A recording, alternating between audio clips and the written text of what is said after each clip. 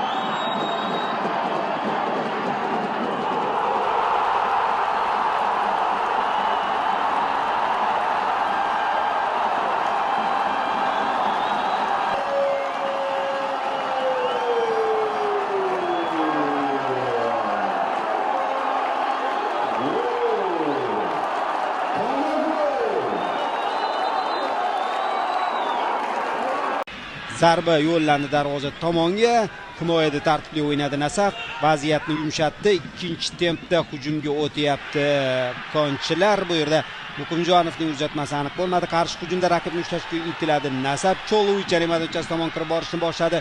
Yordamchi kuchlar kelayotganda u markazga qarab yurish qildi. Bitta aldamchi harakat bilan qanotga pas berdi. Zafar Murod Abdurahmatovdan kross va gol! Gol!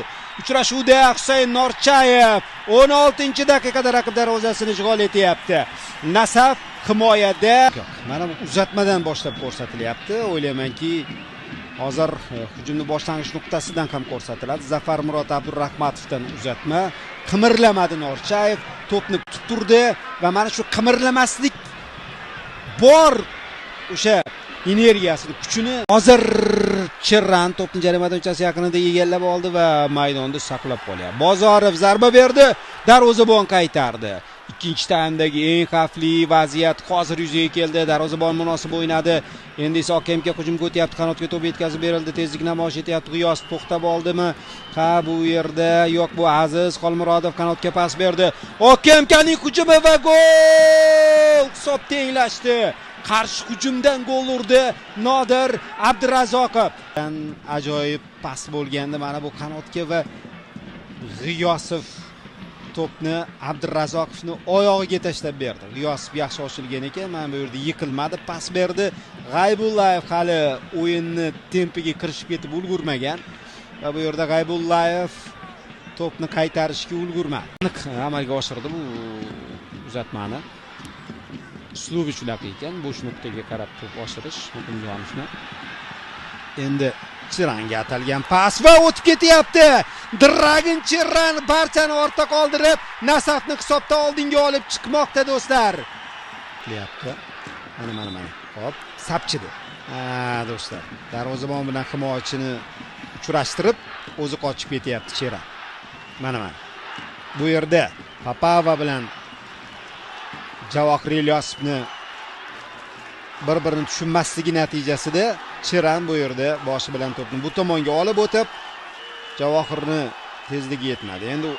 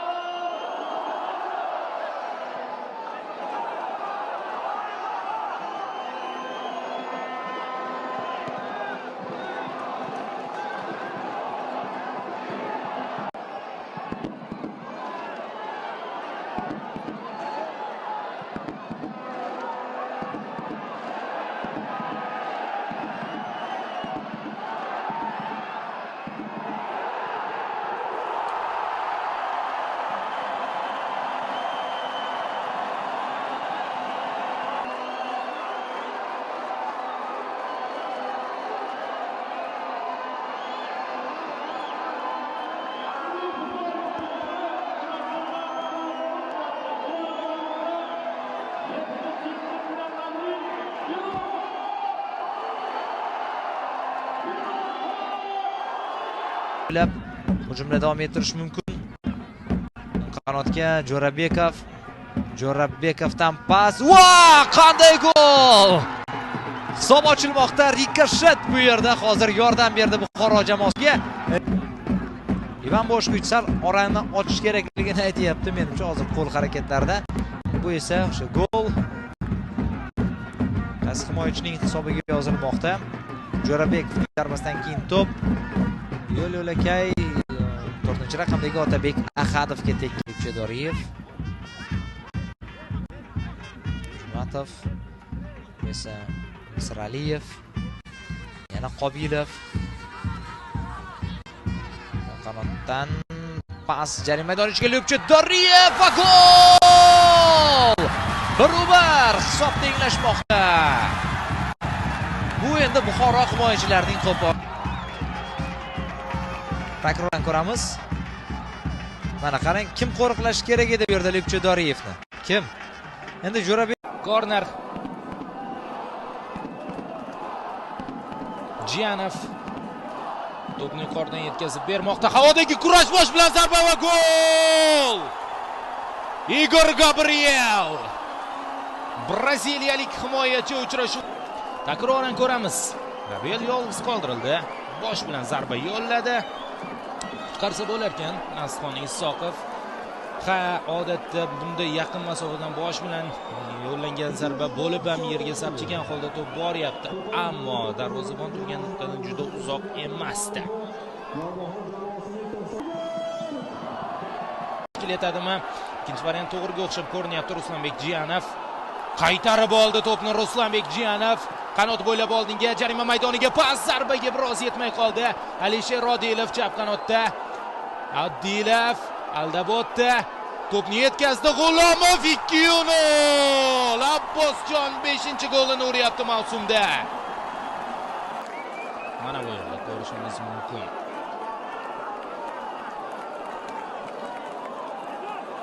Dastavval G'ulomov to'pga yetib bora olmagan ekan. Keyingi urinish Odilovda 7-assist.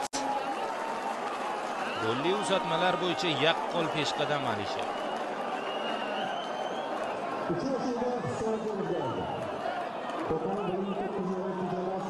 To'p chiziqda qolganda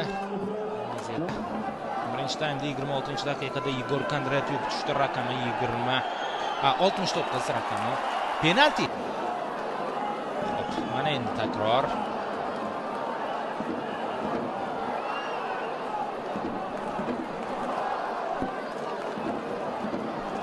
Hakam to'sib qoldi bu rakursda. Bila olmadik.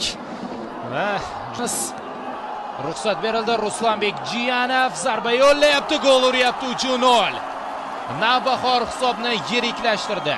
Ruslanbek o'tgan turda ham penaltidan To'qon uchun ikkinchi taym ham Akramov.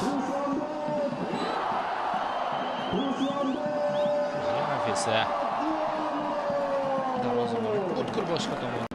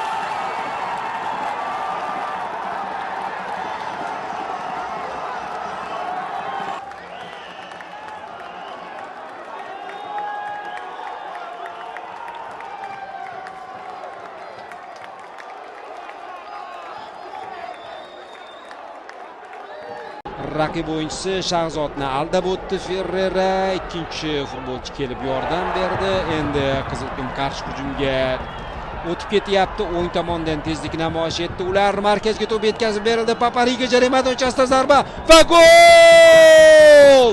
Qizilqum mehmonda qarshi hujum hisobni ochyapti do'stlar. Dinamo va qarshi hujumga o'tgan navoiyliklar mana bu tarzda gol uryapti. Sovuqqonligiga e'tibor bering. Qizilqum hujumchisini ikkita himoyachi o'rtasida to'pni qabul qilib olib, mana moslashib to'pga, keyin darvozabon uchun murakkab zarba. Ketmak va gol! Bular darvozaga to'pni urib qo'ya qoldi mana bu ijrochi. Va do'stlar, muxlislar bilan golni mana bunday qarshi olyapti. Yosh futbolchi. Juda xotirjam qarshi olayotganiga e'tibor bering. Qarang, qanday chiroyli gol uryapti. Darvozaga to'pni tushirib qo'ydi standartdan O'rmonjonov. Mana Oybek aylantirib darvozabon yaqin burchakni to'sib turganligini ko'rdi. Sanjar Quvvatov darvozasiga shu tarzda gol uryapti. Darvozabonni mana bunday chiroyli tashlanib berishi ham golni chiroyini, go'zalligi. Endi o'yin yakunida natija ma'lum bo'ladi. Va do'stlar, mana shu uzatmadan keyin Qizilqum gol urdi. Va bu ham qarshi hujum, hisob 1-2. Lekin hozircha gol inobatga olinyapti. Do'stlar, mana Navoiydan kelgan futbol ishqibozlarini xursandchiligini ko'rishingiz mumkin. Endi voha derbilari ham xuddi Vodiy derbilaridek kechadi. Mana bu uchrashuv buni tasdiqlayapti. To'pni qanday chiroyli tarzda to'xtatib olib, darvozabonning yonidan o'tkazib, darvozaga tushirib qo'yyapti Rahmatullayev mana. Chap oyog'ida, oyog'ini uchi bilan to'xtatib oldi. O'ng oyoq devorni buzib o'tishga intilyapti. Lekin mustahkam turibdi hozircha ushbu devor. Abdurahmonov kirib boryapti. Aldamchi harakat. Yana to'p unda pas. Abdullayev, Ferrera, zarba! Gol!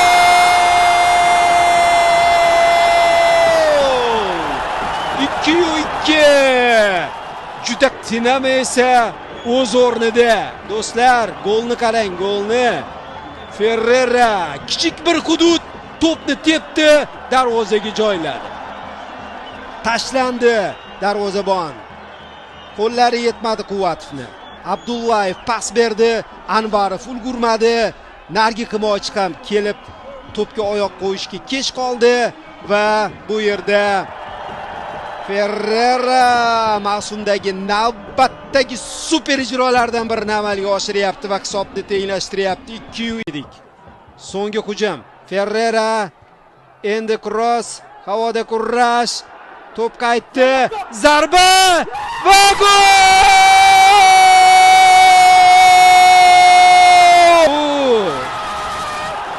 Dinamocha futbol do'stlar. Bu Samarqandcha futbol.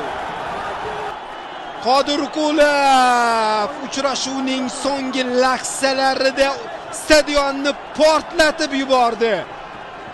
Qodirqulovning zarbasi himoyachiga tegdimi yo'qmi bilmadim-u, Quvvatov hozir to'pni yo'qotib qo'ydi. Quvvatov va darvoza tomon berilgan zarba mana kichiklikka shet menimcha bo'lgan. 34 yoshda, ammo hali ham yaxshi sport formasida. Mana imkoniyat. Kachorri aylandi va zarba yo'lladi. Vaziyat davom etadi va darvozabondan seyf. Yana bir zarba va ichkariga kirib ketmoqda to'p. Gol! Bunyodkor oldinga chiqib olmoqda do'stlar. Darvozabon bir qaytardi, keyin esa zarba yo'llagandi mana. Chapdan ichkariga himoyachilarning xatosi. Kachorri aylandi, zarba yo'lladi, o'xshamadi, o'tmadi. Keyin mana bu zarba darvozabon ro'parasiga to'pni tashlab qo'ydi. Himoyachilar yana sustkashlikka yo'l qo'yishdi. Endi oxirigacha ko'ramiz menimcha. Mana bu zarba va avtogol. Balapartish deganda men mana shuni nazarda tutayotgandim. Nazarimda bu avtogol va bu avtogolning muallifi Nurjoh.